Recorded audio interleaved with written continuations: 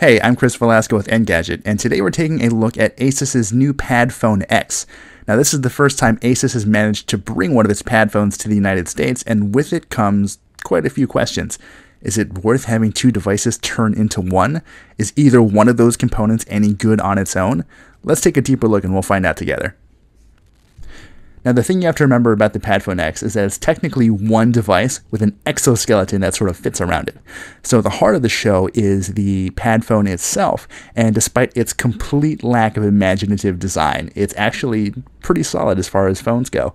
It does pack a quad-core 2.3 GHz Snapdragon 800 processor along with 2 GB of RAM, so there's not a whole lot you're going to throw at it that this thing isn't going to be able to handle. Now, that smooth performance is helped quite a bit by the fact that it runs Android 4.4.2 KitKat, and a relatively untouched version of it at that. There are quite a few little graphical elements that ASUS has sprinkled in there for its own pleasure, but it's not going to get in the way, and they don't seem to slow down the performance of the device at all, which is much, much appreciated. Up front, we've got that 5-inch 1080p display, and it's actually one of the device's standouts. It's not the brightest, nor is it the most accurate display that we've come across in our travels, but it's not going to leave you wanting for a whole lot. Now, that's all well and good, but I can tell you want to know one thing. How does this work as a tablet? The answer, okay, not bad. Alright, maybe that's just a little harsh. This is an imaginative concept, and it's one that has a lot of different parts to it. That said, we are disappointed by a few things.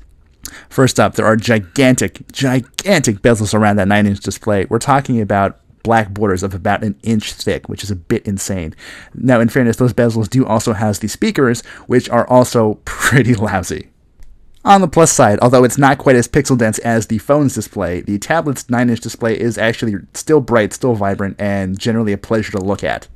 And the phone slides in and out of the Padfone station with ease. It's actually quite an elegant system, but the software doesn't seem to handle the transition quite as well. You see, some of the preloaded applications on the device work just fine. Once you slide the phone into the tablet, the app will take over and it'll do its thing. It'll transition into a tablet mode. You don't have to do anything else. But when it comes time to run a new application, basically anything else, you've got to make a decision. Do you want to restart the app in tablet mode, or do you want to add it to your dynamic display list and keep it running, which will actually kick it into just a larger scaled up version of the phone interface, which is generally not what you want when you're working with a bigger screen.